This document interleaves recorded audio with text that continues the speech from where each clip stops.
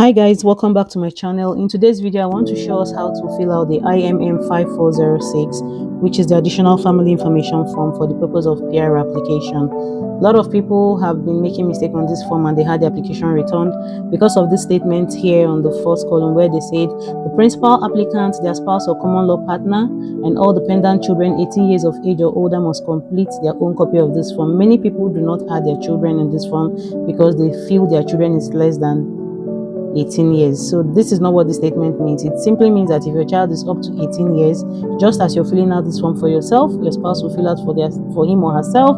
Because he's above 18, your child will also fill out. It does not mean you should not include the details of your children on this form. So let's start, guys.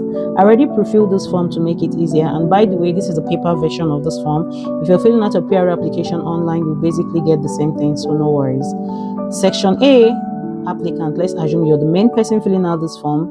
You just input your family name here, as I've already done. Let's say your family name is John, your given name is Michael, and this is your date of birth. You write it, your country of birth, I'm putting Nigeria, and this is your address. Let's say I reside in Canada.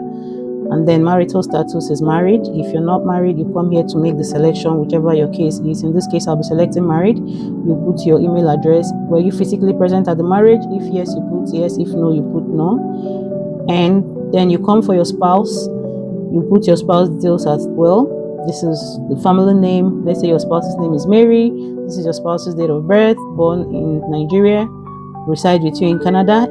If your spouse is outside Canada, you can as well write where they currently live right now.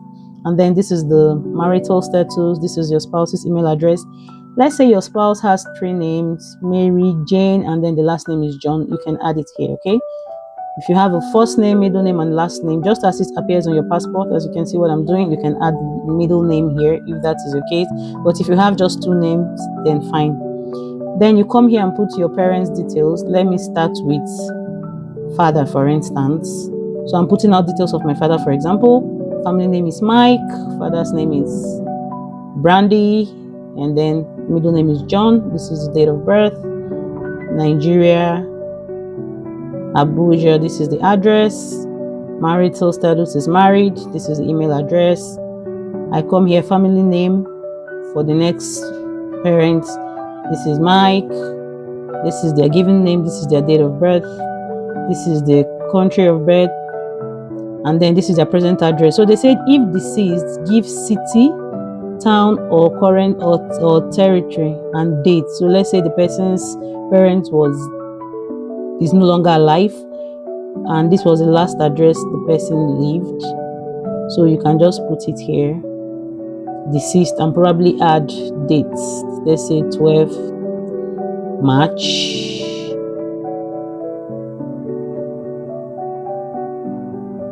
So this will let them know that the person is there. They say if deceased, give city or town, country and territory and dates. Okay, so you put the dates.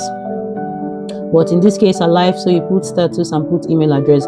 If your parents do not have an email address, it's fine to put yours, or you write not applicable. But please never leave a column blank because IRCC will return your application. Then this is the part that gives people a lot of information. Give people a lot of issues.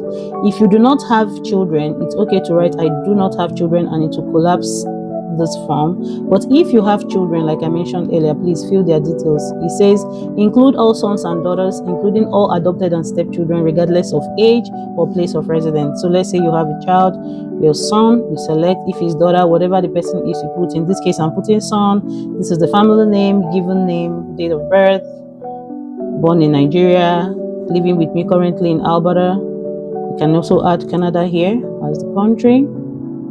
Okay, of course the child is single. This is the child's email. I also have a daughter, for example, family name. This is the child's name, date of birth. This child was born in Canada. I'm going to add Canada. So it doesn't matter where your child was born in, whether Canada, Nigeria, wherever, put an address. If they're living in Canada, fine. Outside Canada, same, you write. So when you're done filling for the children, you move over to your siblings column. As you can see, I've put for the children. If you have more than 2 children, you fill for the 3rd child and you click plus sign here, and you'll see that you have more columns. You keep adding. Even if you have 10 children, keep adding. If you don't need this, you just click the minus sign. Let's say I have just 2 children, and then it will just end with the 2. I don't need this one. then you proceed to siblings. If you're an only child, you don't have siblings, you can just click I do not have siblings and it will shrink this form for you. But if you do, you fill out their information. So you can see I already put brother. If the person is your sister, you put sister, whatever relationship you have, brother, John, this is his date of birth, this is this, the address, your brother's marital status. If he's single, divorced, married, you put. If your brother does not have an email address, you can just write not applicable. If it allows you to submit, fine. Otherwise, you can put yours. It's not a problem, but please do not leave it blank. So let's say the brother has an email address, and I'll just put it there. And it doesn't matter any if you're writing in upper or lowercase letters, the form will still accept. Okay, you have a sister, you can put your sister's information as well and put details. Let's say your sister is now married to somebody else. This is a family name, and your sister's name is also Benita, for instance. Date of birth, you also put, okay, and you put this. So basically, guys, this is what this form is all about. If you're an only child, you do not have siblings, you can just click I have no brothers and sisters, and you see once you do, this form will shrink. You won't see that column again. If you do, you untick it and everything will also appear.